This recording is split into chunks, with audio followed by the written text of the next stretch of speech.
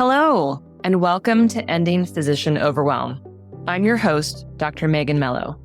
I'm a family and obesity medicine physician, as well as a certified life coach for physicians. In this podcast, we talk about how the learned habits of people-pleasing, perfectionism, and a lack of boundaries show up in our lives and how they contribute to burnout, exhaustion, and overwhelm. The healthcare system is broken, my friends, but let's not wait for it to be fixed in order to feel better.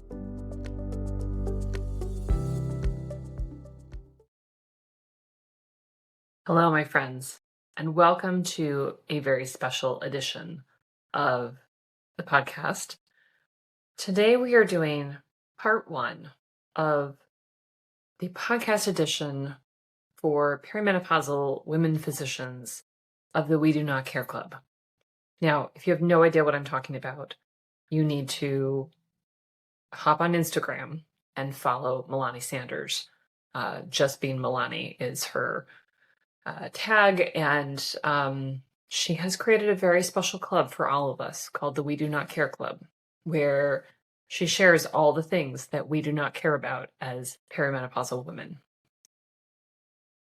I have thought a lot about how I wanted to approach this, and to be quite honest, I had so many different ideas about how to put this together, but I think what I want to do today for part one is to highlight the areas where I want to give you deep permission to stop caring.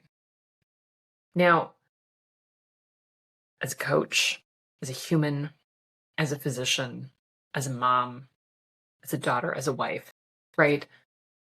We do care. We care a lot, actually.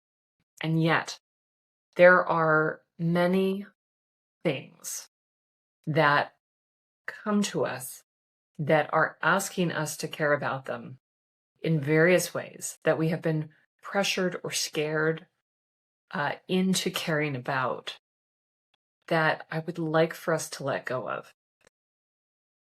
But also some things that are very unique to medicine that are part of the burnout problem, are part of the reason why we are exhausted and overwhelmed and overworked. And I want to open the conversation today about different buckets where I want us to start embracing the we do not care philosophy that has resonated so much with probably millions of women at this point. Because unless we stand up and vocalize that we are no longer going to waste our brain energy on these things, we will continue to be consumed. So, for the purposes of today, I'm going to talk about at least 3 different areas where I see this come up for women physicians in particular. And then I'm hoping to hear from some of you about the actual things that you do not care about. I would like for you to send me a message. You can tag me on Instagram, Megan Mello MD. You can send me an email, Megan, MEGAN, at healthierforgood.com. And let me know what the things are that you do not care about, so that next week in part 2, which will come out on, what day is it? I don't even know. Let's see. That will come out on July 8th, Tuesday, July 8th, that we will be able to share the list of all the things that we do not care about anymore. If you are not yet perimenopausal, if you are postmenopausal, I welcome you to just join in, because let's not wait until we're in our 40s to stop caring about these things. Let's see them up front, and right out of the gate as things that we are not going to waste our brain energy on. And if we haven't let go of these things by the time we're out of our 40s and beyond, now's the time. Now is the time, my friends. So join me. So the first area where I see things pop up is this notion that so many of our employers have that we are expendable and replaceable. What do I mean here? What I mean is that there is very much a mindset within medicine that the physician in particular is someone who can be run through the ringer as many times as possible, back and forth and back and forth and back and forth, because our primary drive is to serve humans. And, let's not argue with that. I don't think anybody went through the rigors of medical practice and training to not serve humans. That would be a lot of work. We're not doing it because it's glamorous. There's some poop and some blood, and there's some gross stuff that's involved, right? There's a lot of long, long, long, long hours. But this idea that you can just work us and work us and work us, that you can have us on call 7 days a week, never able to turn the pager off, that you can have us on Q3 call and just call it good and you can remain understaffed, right? This idea that in order to make the capitalist machine, right, of the American industrial healthcare complex, whatever you want to call this stuff, that we just need to crank the physicians harder because that's what generates the revenue. We can't not care about it in the sense that it is the way that the money flows, right? Because if we can't see that the money flows this way, we are going to be victims of this for sure. But we also need to figure out, if I am going to make it work in medicine, how am I going to take care of myself and stop buying into this notion that I should work myself to the bone because there's some higher good at the end of it, right? That somehow finally I'll be enough, that they won't keep asking me to work in this way, right? That there's some finish line I'm going to cross, and then things will get easier and I'll have the support that I need and I'll have earned the acclaim. That is a false narrative that I think too many of us buy into. And I know myself included, I just had this idea that maybe if I made myself better and better and better all the time, that I would feel the respect that I sought from leaders in such a way that, I don't know, that my requests would be granted, that I could get time off when I asked for it, that I'm not sure exactly what I thought was going to happen, but I did think something was going to happen when I had finally proved my loyalty enough. And my friends, it did not happen. It did not happen. But I see this in other people, so I know it's not just something in me. And we need to let go of this idea that we should run ourselves into the ground. And let's let go of this fear that we are replaceable. Again, this machine of medicine has wanted us to all be the same.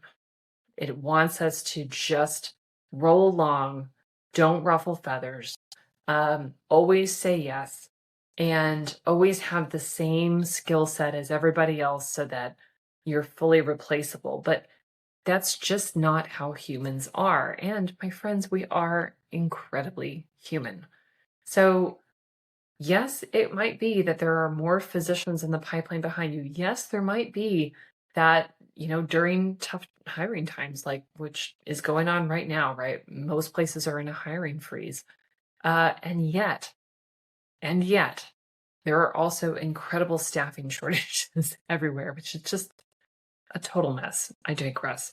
But You are not replaceable in that if you are someone who takes care of patients, right, who is valued by colleagues, valued by your patients, you are not replaceable.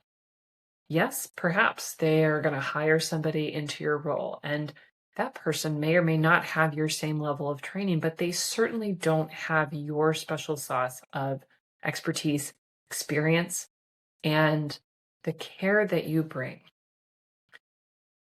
You, my friend, will always be important. You will always be someone that people should value working with. And if that is not what you are experiencing, please do not be afraid. Please do not be afraid to take care of yourself because you are actually not replaceable. You are not. And we shouldn't sit and live in fear, thinking that we have to work ourselves to the bone because otherwise we're going to be replaced.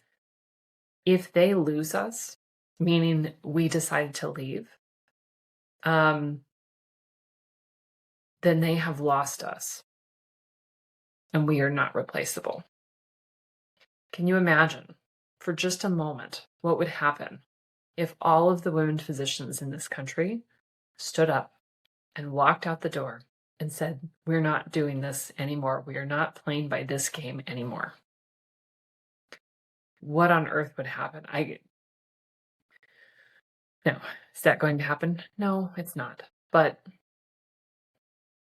we have terrific collective power in that we know that women physicians provide safer care. We provide safer surgeries. We have less bounce back when we are in the hospitals. Patients ask us more questions and they feel more heard and valued typically in our care. That matters. And if you don't think it matters, then I am not sure why you are here, because it does. The next bucket that I want to talk about is this idea that our human needs don't matter. Now, how does this relate to the We Do Not Care Club? We have been socialized to ignore our own human needs, right? We have been socialized and trained to work very long hours, to go very long stretches with no food, no bathroom breaks. We have been given typically very little access to true time off that is not attached to a pager or a cell phone, to be able to take vacations when we want to without coordinating with countless other people so that we don't leave too little coverage, even though there is always too little coverage, right? Because everything is understaffed tremendously.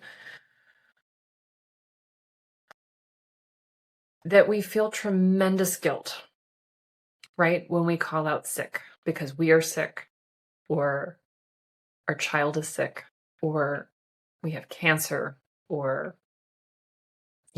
maternity, any number of things. We have been trained to think that our human needs are a burden on the system to the extent that most physicians I know are putting off their self-care. They're putting off their health in some ways. I remember one of the psychiatrists that I used to work with saying that she used a vacation day to go get her colonoscopy. And I was appalled by that. That was the only way. It was the only way that she could take the time off. It's like that is not a vacation, my friends. Who's in GI, right? But here's the thing, right? So we've been socialized to think that our human personal needs do not matter. And when we have those needs come up, which I will say will come up more when we are used to not taking care of ourselves, right? If we are chronically dehydrated if we are not getting our checkup, right? If we are perimenopausal and our estrogen levels are all over the map and we have not yet sought any healthcare, right? We will face very real human struggles and conditions, right? As an obesity medicine physician, I have a large number now of physician patients on my panel that I care for who are seeking help for weight management, who are perimenopausal, who are pre-diabetic, who have high cholesterol, all of the metabolic struggles. And some of them, at least have been chronically pushing off their self-care because they're too busy at work, they're too overwhelmed, they have kids, right? They just cannot make their self-care happen because they believe that their self always comes last.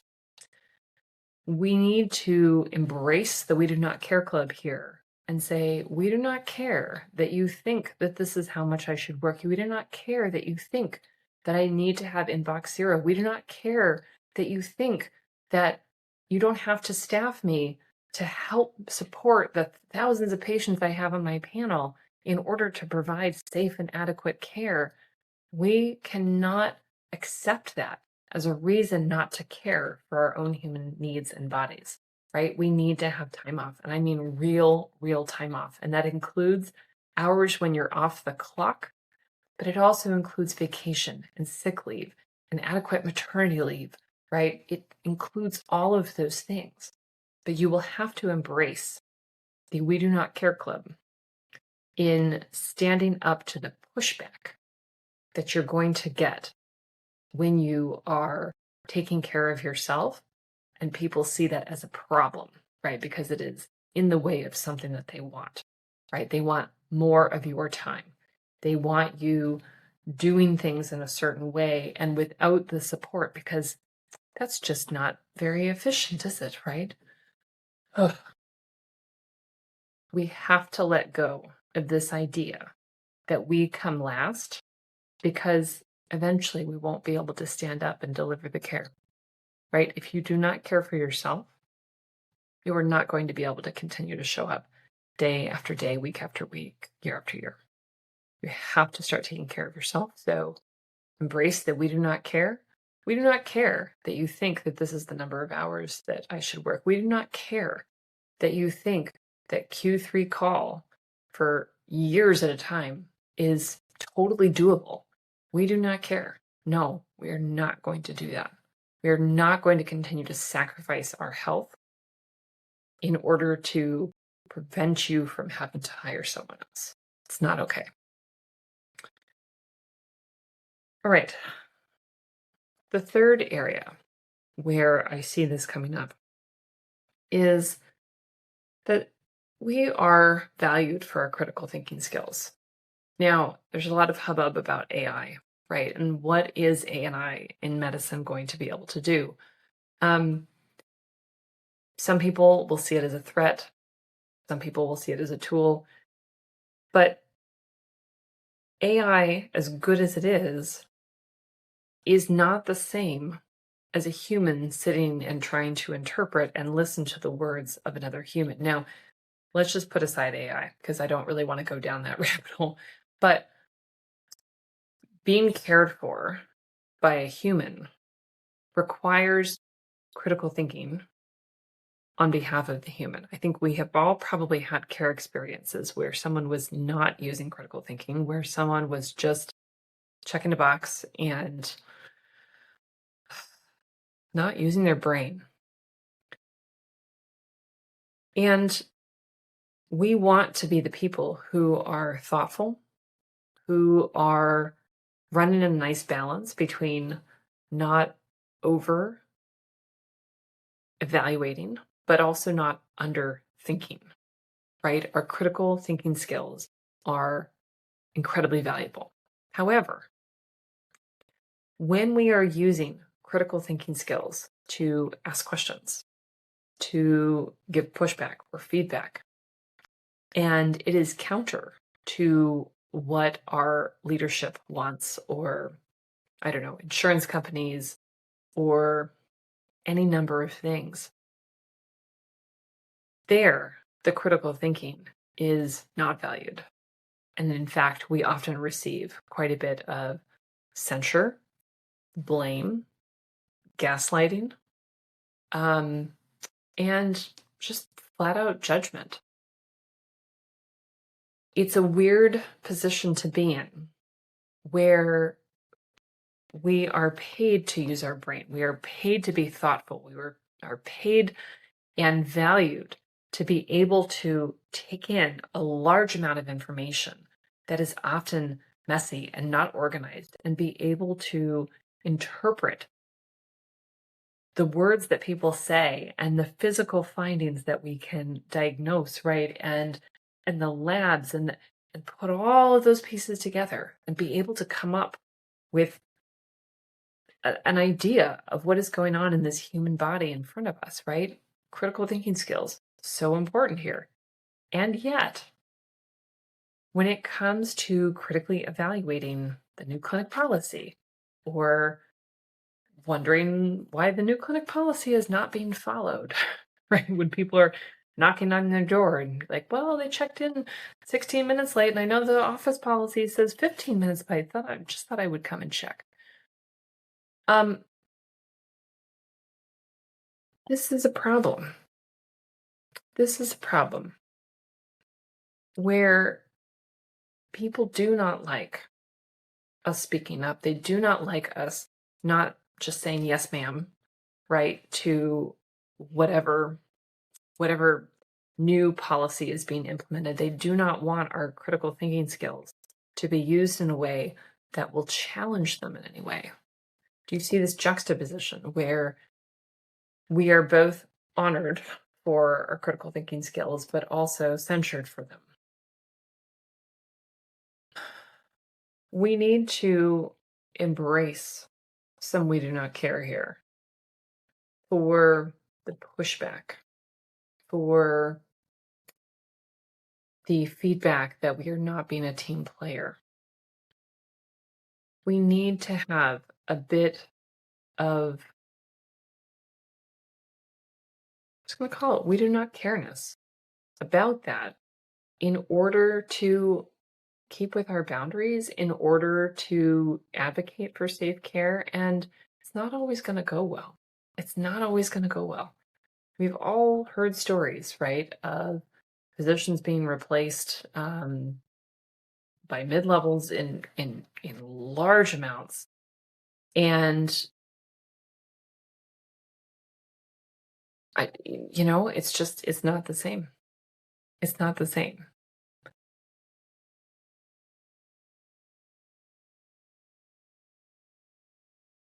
See, I'm having a brain pause here. We need to embrace we do not care. We need to be able to stand up for ourselves. We need to be able to have healthy boundaries. We need to be able to use our critical thinking skills to evaluate and question and understand. And we need to give ourselves permission to make decisions for ourselves. Make decisions that are in alignment with our values, make decisions that help us take care of ourselves. If not now, when? So these are the 3 buckets. Letting go of the idea that we are expendable and replaceable. Letting go that our human needs don't matter. Letting go that our critical thinking skills should never rub anyone the wrong way. These are the buckets that we need to embrace for the We Do Not Care Club. These are the things that we will have to let go of because we cannot wait for medicine to figure it out. We need to do that work now. So what I would love is for, again, you to send me some things that you do not care about that fall into one of these buckets. You don't even have to name the bucket. I would just love to hear what are the things that you do not care about. And as far as I'm concerned, it's okay if they are dipping into the arena of medical leadership. insurance companies. It might dip into your personal life too. What are the things that you do not care about that happen at home? What I am trying to stay out of is I'm trying to stay out of the patient bucket, because I really just don't want to go there. But I'll just share this one with you. I do not care if your normal temperature is 95.7 and today you are 97.6 and therefore you have a fever. I do not care.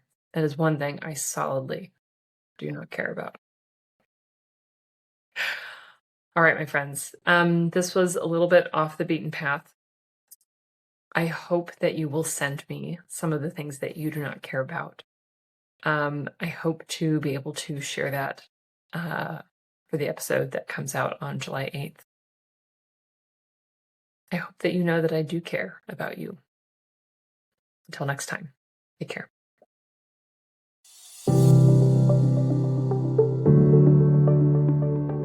Well, that's our show for today. Thank you as always for listening.